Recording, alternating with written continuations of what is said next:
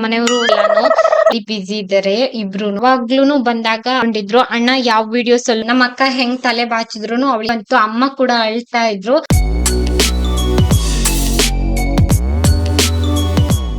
Hello ಸ್ನೇಹಿತರೆ, welcome back to my channel. Good morning ಸ್ನೇಹಿತರೆ. ಅಮ್ಮನ್ ಮನೆಯ ಕೊನೆಯ ವ್ಲಾಗ್ ಇದು. ಇವತ್ತು ಮನೆಗೆ ಹೊರಡ್ಬೇಕು. ಬೆಳಬೆಳಿಗ್ಗೆನೆ ವಿಡಿಯೋನ ಶುರು ಮಾಡಿದೀನಿ. ಅಕ್ಕ ಹಾಲ್ ಕರಿಯೋದಕ್ಕೆ ಅಂತ ಕೊಟ್ಟಿಗೆಗೆ ಹೋಗಿದ್ರು. ಹಸುವಿನ ಕೊಟ್ಟಿಗೆಗೆ. ನಾನ್ ಹೇಳುವಷ್ಟರಲ್ಲಿ ಅಕ್ಕ ಎದ್ದು ಸ್ವಲ್ಪ ಎಲ್ಲ ಕೆಲ್ಸನ ಮಾಡ್ಕೊಳ್ತಾ ಇದ್ರು. ನಾನ್ ಸ್ವಲ್ಪ ಲೇಟೇ ಎದ್ದೇಳ್ತಾ ಇದ್ದೆ. ಬೆಳಿಗ್ಗೆ ಅಮ್ಮನ್ ಮನೆಯ ವಾತಾವರಣ, ಮಳೆ ಎಲ್ಲ ಬಂದು ತೋಟ ಎಲ್ಲ ತಣ್ಣಗಾಗಿತ್ತು. ಅನಿರುದ್ ಇವಾಗ ಎದ್ದೇಳ್ತಾ ಇದ್ದಾನೆ. ನಮ್ಮ ಮನೆಯವರು ಸ್ವಲ್ಪ ಬೇಗನೆ ಎದ್ದಿದ್ರು ಇವತ್ತು. ವಿಡಿಯೋ ಮಾಡ್ತಾ ಇದಾರೆ ಅಂತ ಅಲ್ಲೇ ಮುಚ್ಚಾಕೊಂಡು ಮಲ್ಗಿದ್ದ. ಪ್ರತಿದಿನನೂ ಎಲ್ಲರೂ ಈ ತರ ಚಾಪೆ ಹಾಸ್ಕೊಂಡು ಮಲ್ಕೊಳ್ತಾ ಇದ್ವಿ. ನಾನಿಲ್ಲಿ ಚಟ್ನಿನ ರುಬ್ಕೊಳ್ತಾ ಇದ್ದೀನಿ ದೋಸೆಗೆ. ದೋಸೆಗೆ ಏನಾದ್ರು ಮಾಡ್ಬೇಕಲ್ವಾ, ಪಲ್ಯ ಬೇಡ ಇವತ್ತು ಚಟ್ನಿ ಮಾಡೋಣ ಅಂತ. ಅಮ್ಮನ್ ಮನೆಯಲ್ಲಿ ಸಾಮಾನ್ಯವಾಗಿ ಪ್ರತಿದಿನನೂ ದೋಸೆನೆ. ಏನಕ್ಕೆ ಅಂತಂದ್ರೆ ನಮ್ಮ ಅಣ್ಣಗೆ ದೋಸೆ ಅಂತೂ ಇರ್ಲೇಬೇಕು ಬೆಳಿಗ್ಗೆ. ಹಂಗಾಗಿ ದೋಸೆ ಮಾಡೋದೇ ಜಾಸ್ತಿ. ಅಮ್ಮ ದೋಸೆ ಇಡ್ಲಿ ಈ ತರ ತಿಂಡಿ ಮಾಡೋದೇ ಜಾಸ್ತಿ. ನಮ್ಮನೆ ಬೆಕ್ಕು ಒಲೆ ಹತ್ರ ಮಲ್ಕೊಂಡಿದೆ. ಅಂದ್ರೆ ಬೆಚ್ಚಗಾಗ್ತದಲ್ವಾ, ಮಳೆ ಎಲ್ಲ ಬಿದ್ದಿದ್ರಿಂದ ಬೆಕ್ಕು ನಿದ್ದೆ ಮಾಡ್ತಾ ಇತ್ತು. ಇದು ನಮ್ ತನ್ವಿ ತಂದ್ಕೊಂಡಿದ್ದಂತಹ ಬೆಕ್ಕು. ನಮ್ ತನ್ವಿಗೆ ಪ್ರಾಣಿಗಳಂತಂದ್ರೆ ತುಂಬಾ ಇಷ್ಟ.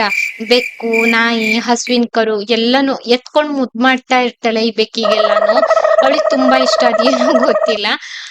ನಮ್ಮ ಮನೆಯವರು ವಿಡಿಯೋ ಮಾಡ್ಕೊಳ್ತಾ ಇದ್ರು. ಇನ್ನ ಸ್ವಲ್ಪ ಒಲೆ ಎಲ್ಲಾನು ನಾನು ಒಟ್ಬಿಟ್ಟು ಕಟ್ಗೆಲ್ಲ ಹಾಕಿ ಬೆಂಕಿ ಮಾಡ್ಬಿಟ್ಟು ಇವಾಗ ದೋಸೆ ಮಾಡೋಣ ಅಂತ ಬಂದಿದ್ದೀನಿ.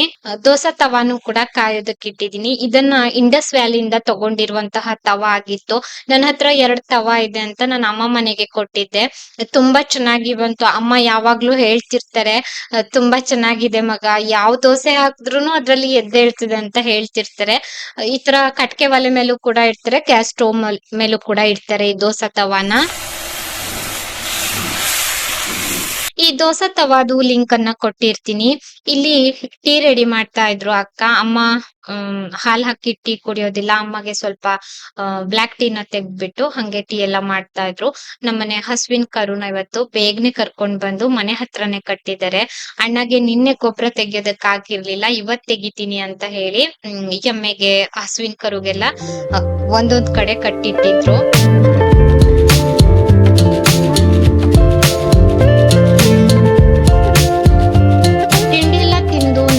ಒರ್ಸಿದ್ದಾಯ್ತು. ಒಂದ್ ರೌಂಡ್ ಮನೆ ಕೆಲ್ಸ ಎಲ್ಲ ಮುಗಿಸ್ವಿ. ನಂದು ಸ್ನಾನ ಎಲ್ಲ ಆಗಿತ್ತು ಆವಾಗ್ಲೇನೆ. ನಾನ್ ಬಟ್ಟೆ ವಾಶ್ ಮಾಡಿರ್ಲಿಲ್ಲ, ಹಂಗಾಗಿ ನಾನು ಬಟ್ಟೆ ಎಲ್ಲ ವಾಶ್ ಮಾಡ್ತಾ ಇದ್ದೆ. ಬಟ್ಟೆ ಎಲ್ಲ ವಾಶ್ ಮಾಡಿದ್ದಾಯ್ತು. ಹಂಗೇನೆ ಸ್ವಲ್ಪ ಬಟ್ಟೆ ಎಲ್ಲ ಹಿಂಡ್ಬಿಟ್ಟು ಒಣಗ್ಸಿದ್ದು ಆಯ್ತು. ಇನ್ನ ಮಕ್ಳು ಮೊಬೈಲ್ ನೋಡೋದ್ರಲ್ಲಿ ಬಿಸಿ ಇದ್ದಾರೆ ಇಬ್ರುನು. ನಮ್ಮ ಅಕ್ಕ ಬಟ್ಟೆ ಎಲ್ಲ ಸ್ವಲ್ಪ ಪ್ಯಾಕಿಂಗ್ ಮಾಡ್ಕೊಳ್ತಾ ಇದ್ರು. ನಂದಾದ್ರೆ ಒಬ್ಳದೇನೆ ಅಲ್ವಾ, ಇವ್ರದಾದ್ರೆ 3 ಜನರದ್ದು ಬಟ್ಟೆ. ಅಂದ್ರೆ ನಮ್ಮಿಬ್ಬರದೇನೆ, ನಮ್ಮ ಮನೆಯವ್ರದ್ದು ಮತ್ತೆ ನಂದು. ಮಕ್ಕಳದು ಬಟ್ಟೆ ಎಲ್ಲ ಸ್ವಲ್ಪ ಜಾಸ್ತಿ ಇರ್ತದೆ ಅಂತ ಹೇಳಿ ಬಟ್ಟೆ ಪ್ಯಾಕಿಂಗ್ ಮಾಡ್ತಾ ಇದ್ರು. ಅಷ್ಟ್ರಲ್ಲಿ ಒಂದ್ ರೌಂಡ್ ಶರ್ಬತ್ ಕೂಡ ಮಾಡಿದ್ರು. ಅಣ್ಣ ನಿಂಬೆ ಹಣ್ಣು ತಂದಿದ್ರು ನಿನ್ನೆ ದಿನ, ಹಂಗಾಗಿ ಎಲ್ಲರೂ ಶರ್ಬತ್ ಮಾಡ್ಕೊಂಡು ಕುಡ್ದಿದ್ದಾಯ್ತು. ನಾನು ತರಕಾರಿ ಕಟ್ ಮಾಡ್ತಾ ಇದ್ದೆ. ನನ್ಗಲ್ಲೇ ತಗೊಂಡೋಗಿ ಕೊಡ್ತಾ ಇದ್ರು ಅಕ್ಕ. ಹೀಗೆ ಅಮ್ಮನ್ ಮನೆಯಲ್ಲಿ ಇದ್ದಾಗ ಒಬ್ಬೊಬ್ರು ಒಂದೊಂದ್ ಕೆಲ್ಸಗಳನ್ನ ಮಾಡ್ತಾ ಇರ್ತಾ ಇದ್ವಿ. ಹಂಗೇನೆ ಪಕ್ಕದ ಮನೆ ಅತ್ಕೆ ಮನೆಗ್ ಹೋಗಿ ಬರುವ ಅಂತ ಹೊರಟ್ವಿ. ಸಾಮಾನ್ಯವಾಗಿ ನಾವ್ ಯಾವಾಗ್ಲೂನು ಬಂದಾಗ ಅತ್ಕೆ ಮನೆಗ್ ಹೋಗ್ತೀವಿ. ಅತ್ಕೆ ಮನೆ ಇದೆ. ಇನ್ನ ಅತ್ಕೆದು ಮೈದ್ನನ್ ಮನೆ, 2 ಮನೆ ಇದೆ ಇಲ್ಲಿ. ನಾವು ಅತ್ಕೆ ಮನೆಗ್ ಮಿಸ್ಸೇ ಮಾಡೋದಿಲ್ಲ, ಯಾವಾಗ್ಲೂನು ಹೋಗ್ತಿರ್ತೀವಿ. ಹೋಗ್ಬಿಟ್ಟು ಮಾತಾಡ್ಸ್ಕೊಂಡ್ ಬರೋಣ, ತುಂಬಾ ದಿನ ಆಯ್ತು ಅಂತ ಕೇಳ್ತಿರ್ತಾರೆ ಯಾವಾಗ್ಲೂನು. ಎಲ್ಲಾದ್ರೂ ಅಪರೂಪಕ್ಕೆ ನಾವು ಕಾಲ್ ಕೂಡ ಮಾಡ್ತೀವಿ. ನಾನು ಎಲ್ಲಾದ್ರೂ ಫೋನ್ ಎಲ್ಲ ಮಾಡ್ತಿರ್ತೀನಿ, ಹಂಗಾಗಿ ಹೋಗಿ ಬರುವ ಅಂತ ಹೇಳಿ ಬಂದ್ವಿ. ಇಲ್ಲಿ ಅತ್ಕೆ ಮನೆಯಲ್ಲಿ ಏನು ವಿಡಿಯೋ ಮಾಡಿಲ್ಲ. ಪಕ್ಕದ ಮನೆಯಲ್ಲಿ ಏನ್ ಹೇಳ್ತಾರೆ, ಕುಂಬಳಕಾಯಿದೆಲ್ಲ ಇದಿತ್ತು, ಕುಂಬಳಕಾಯಿ ಆಗಿತ್ತು, ಬಸ್ಲೆ ಎಲ್ಲ ಆಗಿತ್ತು. ಅದನ್ನೆಲ್ಲ ಒಂದು ಪುಟ್ಟ ಕ್ಲಿಪ್ಪಿಂಗ್ ತಗೊಂಡೆ ಅಕ್ಕನ ಹತ್ರ ಕೇಳ್ಕೊಂಡು. ಅದ್ಕೆ ಮನೆಗ್ ಹೋಗಿ ಇಲ್ಲಿ ಮುಖಾಮಕ್ಕನ್ ಮನೆಗ್ ಬಂದಿದ್ವಿ. ಇಲ್ಲಿ ವೇಟ್ ಎಲ್ಲ ಚೆಕ್ ಮಾಡೋ ಮಷೀನ್ ಇತ್ತು. ಇದ್ ಏನಕ್ಕೆ ತಂದಿದ್ದಾರೆ ಅಂತಂದ್ರೆ ಅಡ್ಕೆ ಎಲ್ಲಾನು ವೇಟ್ ಚೆಕ್ ಮಾಡೋದಕ್ಕೆ ಅಂತ ತಂದಿರುವಂತದ್ದು. ನಾನಿಲ್ಲಿ ತೂಕ ನೋಡ್ತಾ ಇದ್ದೆ. ನೀವು ತುಂಬಾ ಜನ ಕೇಳ್ತಿರ್ತಿದ್ರಿ ಅಲ್ವಾ, ವೇಟ್ ಎಷ್ಟಿದ್ದೀರಿ ವಿದ್ಯಾ ಅವ್ರೆ ಅಂತ. ಈ ಬಾರಿ ನಾನು 38 kg ಆಗಿದ್ದೀನಿ. ನನ್ಗೇನೆ ಶಾಕ್ ಆಗ್ತಾ ಇದೆ, ನಾನು 38 kg ಆಗಿದ್ದೀನ ಅಂತ. ಎಲ್ ಹೋದ್ರುನು ಎಲ್ ಬಂದ್ರುನು ಎಲ್ಲರೂ ಕೇಳೋದು ಒಂದೇ ಪ್ರಶ್ನೆ, ನೀನ್ ಯಾಕೆ ಹಿಂಗಾಗಿದ್ದೀಯಾ, ನೀನ್ ಯಾಕೆ ಹಿಂಗಾಗಿದ್ದೀಯಾ ಹಿಂಗಾಗಿದ್ಯಾ ಅಂತ. ನನ್ನ ಅತಿಯಾದ ಚಿಂತೆ ಈ ತರ ಮಾಡಿದೆ ಅಂತ ನಾನು ಅನ್ಕೊಂಡಿದೀನಿ. ನನ್ನ ಅಣ್ಣ ಅತ್ತೆನ ಕರ್ಕೊಂಡ್ ಬರೋದಕ್ಕೆ ಅಂತ ರೆಡಿಯಾಗಿ ಹೊರಟಿದ್ದಾರೆ. ನಮ್ಮನೆಯವ್ರು ಒಂದ್ ಪುಟ್ಟ ಕ್ಲಿಪ್ಪಿಂಗ್ ತಗೊಂಡಿದ್ರು. ಅಣ್ಣ ಯಾವ ವಿಡಿಯೋಸ್ ಅಲ್ಲೂ ಕೂಡ ಇರ್ಲಿಲ್ಲ. ಹಂಗಾಗಿ ಅದ್ಕೆ ತಂಗಿ ಮದ್ವೆ ಆಗಿತ್ತಲ್ವಾ, ಅವ್ರ ತವ್ರ ಮನೆಗ್ ಹೋದವ್ರು ಬಂದಿರ್ಲಿಲ್ಲ. ಮಕ್ಳು ಎಲ್ಲರೂನು ಅಲ್ಲೇ ಇದ್ರು. ಇವತ್ ಕರ್ಕೊಂಡ್ ಬರ್ತಾರೆ ಅಣ್ಣ. ಸಂಜೆ ಅಷ್ಟ್ರಲ್ಲಿ ಕರ್ಕೊಂಡ್ ಬರ್ತಾರೆ. ನಾವಿವತ್ತು ಮನೆಗ್ ಹೊರಡ್ತೀವಿ. ನಾವ್ ಹೇಳಿದ್ವಿ ನಾವ್ ಇವತ್ ಮನೆಗ್ ಹೋಗ್ತೀವಿ ಅಂತ. ಅಣ್ಣ ತುಂಬಾ ಒತ್ತಾಯ ಮಾಡಿದ್ರು ಇವತ್ ಒಂದಿನ ಇರಿ ಅಂತ. ನಾನು ಮತ್ತೆ ಈಗ ಇನ್ನ ಒಂದು 2 ಡೇಸ್ ಅಲ್ಲಿ ಚಿಕ್ಕಮ್ಮ ಮನೆಗ್ ಬೇರೆ ಹೋಗ್ಬೇಕಿತ್ತು. ಹಂಗಾಗಿ ಇಲ್ಲ, ಇನ್ನ ಒಂದಿನ ಬರ್ತೀವಿ ಅಂತ ಹೇಳಿದ್ವಿ. ಇನ್ನ ಒಂದೇನಂತಂದ್ರೆ ಮಳೆ ಇತ್ತು, ಕರೆಂಟ್ ಬೇರೆ ಇರ್ಲಿಲ್ಲ. ಹಂಗಾಗಿ ನನ್ಗೆ ವಿಡಿಯೋಸ್ ಕೂಡ ಅಪ್ಲೋಡ್ ಮಾಡೋದಕ್ ಆಗ್ತಾ ಇರ್ಲಿಲ್ಲ. ಹಂಗಾಗಿ ನಾವು ಶನಿವಾರದ ದಿನಾನೇ ಅಮ್ಮ ಮನೆಯಿಂದ ಬಂದ್ವಿ. ಅಣ್ಣ ಕೂಡ ಹೊರಟ್ರು ಅದ್ಕೆನ ಕರ್ಕೊಂಡ್ ಬರೋದಕ್ಕೆ. ನಾವೆಲ್ಲರೂನು ಊಟ ಮಾಡ್ತಾ ಕುಂತಿದ್ವಿ. ಇವತ್ತು ಊಟಕ್ಕೆ ದಾಲ್ ಮಾಡಿದ್ವಿ ನಾವು. ಹಂಗೇನೆ ಮೊಸರು ಇತ್ತು. ಇನ್ನ ಬದ್ನೆಕಾಯಿ ಗೊಜ್ಜು ಮಾಡಿದ್ರು ಅಮ್ಮ. ಎಲ್ಲರೂನು ಊಟಕ್ ಕುಂತ್ವಿ. ಊಟ ಕೂಡ ಆಯ್ತು. ಈ ಹಲಸಿನಕಾಯಿ ಬಂದು ಪಕ್ಕದ ಮನೆ ಅತ್ತೆ ಮನೆಯಲ್ಲಿ ಕೊಟ್ಟಿದ್ದಾಗಿತ್ತು. ಅಕ್ಕನ ಹತ್ರ ತಗೊಂಡ್ ಹೋಗು ಅಂದ್ರೆ ನನಗ್ ಬೇಡ, ನನ್ಗೆ ಎಲ್ಲಾದ್ರೂನು ಅಂದ್ರೆ ನಮ್ಮ ಊರಲ್ಲಿ ಹಲಸಿನ ಹಣ್ಣೆಲ್ಲ ಸಿಗ್ತದೆ ಅಂತ ಹೇಳಿದ್ರು. ಹಂಗಾಗಿ ನಾನಾದ್ರೂನು ತಗೊಂಡ್ ಹೋಗುವ ಅಂತ ತಂದಿದ್ದೆ ನಂತರ ಮನೆಗೆ. ಅನುಶ್ರೀ ಮನೆಗ್ ಹೋಗೋದಕ್ಕೆ ರೆಡಿ ಆಗಿದ್ದಾಳೆ. ನಾವು ಸ್ವಲ್ಪ ಬೇಗನೆನೆ ಹೊರಟಿದ್ವಿ ಅಮ್ಮ ಮನೆಯಿಂದ. 2 ಗಂಟೆ 2:30ಗೆಲ್ಲ ಹೊರಟಿದ್ವಿ.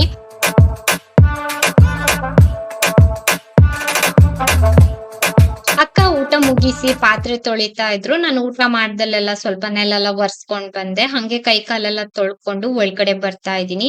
ಇನ್ನೇನ್ ಸ್ವಲ್ಪ ಹೊತ್ತಲ್ಲಿ ಮನೆಗ್ ಹೊರಡೋದೇನೆ.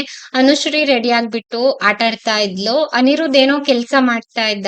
ಅವನು ಬ್ಯುಸಿ ಇರ್ತಾನೆ ಯಾವಾಗ್ಲೂನು. ನಮ್ಮ ಅಮ್ಮನ್ ತರನೇ ಏನಾದ್ರೂನು ಮಾಡ್ತಾ ಇರ್ತಾನೆ ಕೆಲ್ಸ. ಅಕ್ಕ ಇಲ್ಲಿ ಅನುಶ್ರೀಗೆ ತಲೆ ಎಲ್ಲ ಬಾಚ್ತಾ ಇದ್ಲು. ಅನುಶ್ರೀಗ್ ಹೇಗೆ ಅಂತಂದ್ರೆ ತುಂಬಾ ಚೆನ್ನಾಗಿ ರೆಡಿ ಆಗ್ಬೇಕು ಈ ತರ. ನಮ್ಮ ಅಕ್ಕ ಹೆಂಗ್ ತಲೆ ಬಾಚಿದ್ರುನು ಅವಳಿಗೆ ಸರಿ ಹೋಗೋದಿಲ್ಲ. ಅವಳೇ ಹೇಳ್ತಾಳೆ ಹಿಂಗ್ ಬಾಚಮ್ಮ ಹಂಗ್ ಬಾಚಮ್ಮ ತಲೆನ ಅಂತ ಹೇಳಿ. ಮೇಕಪ್ ಎಲ್ಲ ಮಾಡ್ಕೊಳ್ತಾಳೆ. ನಮ್ ಫ್ಯಾಮಿಲಿನಲ್ಲಿ ಯಾರು ಅನುಶ್ರೀ ತರ ಅಂದ್ರೆ ತುಂಬಾ ರೆಡಿ ಆಗೋರು ಯಾರು ಇಲ್ಲ. ನಮ್ ಅನುಶ್ರೀ ಮಾತ್ರ. ನಾನ್ ಹೇಳ್ತಿರ್ತೀನಿ ಹಂಗೇನೆ. ಎಲ್ಲರೂನು ಒಂದೇ ತರ ಇರೋದಿಲ್ಲ ಅಲ್ವಾ, ಒಬ್ಬೊಬ್ರು ಒಂದೊಂದ್ ತರ ಇರ್ತಾರೆ. ಅವಳಿಗೆ ತುಂಬಾ ಇಷ್ಟ ಮೇಕಪ್ ಮಾಡ್ಕೊಂಡು ಹೊಸ ಡ್ರೆಸ್ ಹಾಕೊಂಡ್ ರೆಡಿ ಆಗೋದು ಈ ತರ ಎಲ್ಲಾನು. ನಾನಿಲ್ಲಿ ನನ್ ಬಟ್ಟೆ ಎಲ್ಲ ಪ್ಯಾಕ್ ಮಾಡ್ತಾ ಇದ್ದೆ. ನಂದೇನ್ ಜಾಸ್ತಿ ಬಟ್ಟೆ ಇರ್ಲಿಲ್ಲ. ನಂದು ಮತ್ತೆ ನಮ್ಮನೆಯವ್ರದ್ದು ಇಬ್ರದೇನೆ ಆಗಿತ್ತು. ಆದ್ರೂನು ನಾನು 3-4 ಜೊತೆ ಬಟ್ಟೆ ತಗೊಂಡ್ ಹೋದ್ರಿಂದ ಸ್ವಲ್ಪ ಜಾಸ್ತಿನೇ ಇತ್ತು ಬಟ್ಟೆ ಈ ಬಾರಿ. ನಾನು 3-4 ದಿನ ಇದ್ದೆ ಅಮ್ಮನ್ ಮನೆಯಲ್ಲಿ ಈ ಬಾರಿ. ಹಂಗಾಗಿ ಬಟ್ಟೆ ಕೂಡ ಜಾಸ್ತಿನೇ ತಂದಿದ್ದೆ.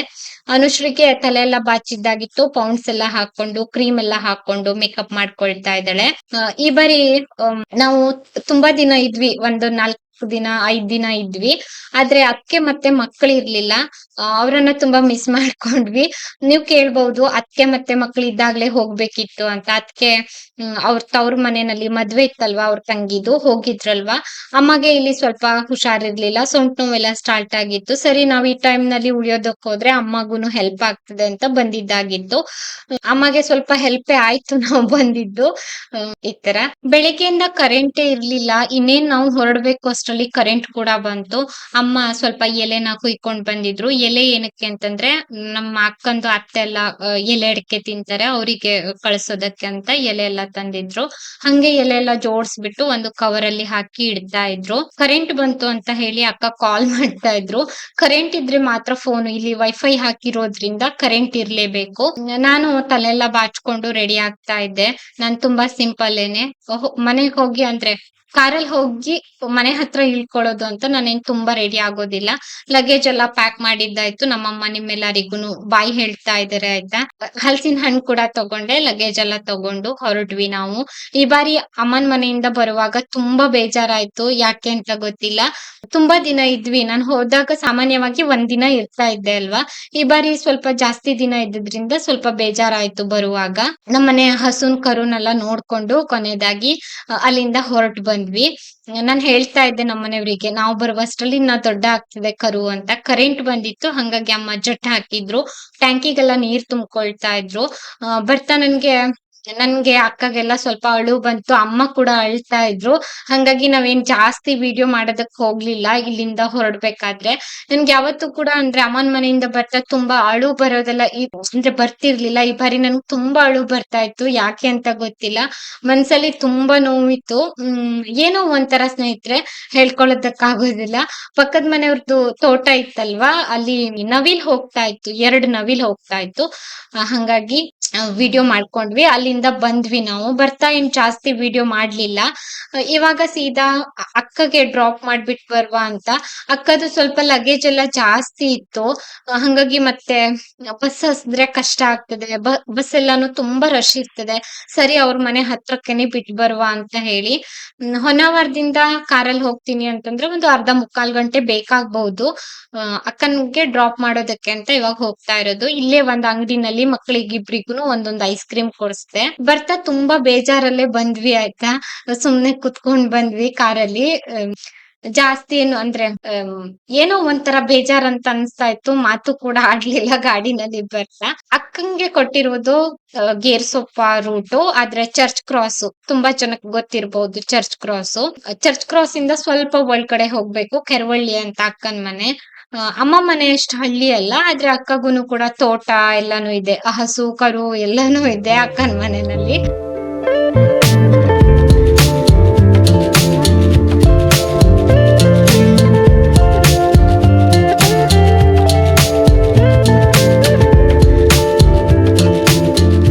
ನೀವು ಮತ್ತೆ ಹೇಳ್ತೀರಿ ಇನ್ನ ಒಂದ್ ಸ್ವಲ್ಪ ದಿನ ಇರಬಹುದಿತ್ತಲ್ವಾ ವಿದ್ಯಾ ಅವ್ರೆ ಅಂತ.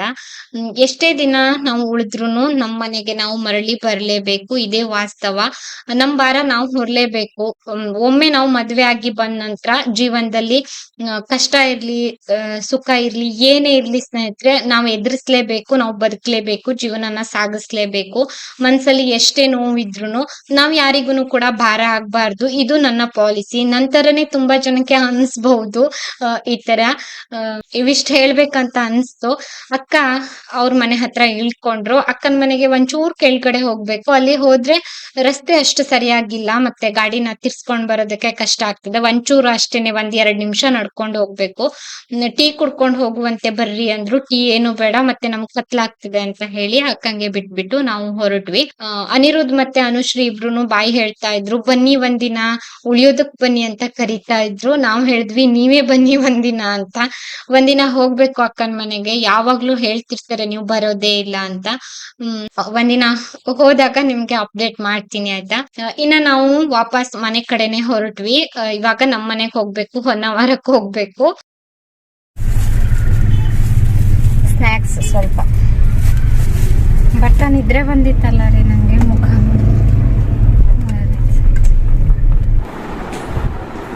ಫೈನಲಿ ಮನೆಗೆ ಬಂದು ತಲುಪಿದ್ವಿ. ನಂಗಂತೂ ಏನೋ ಖುಷಿ ಆಗ್ತಾ ಇದೆ.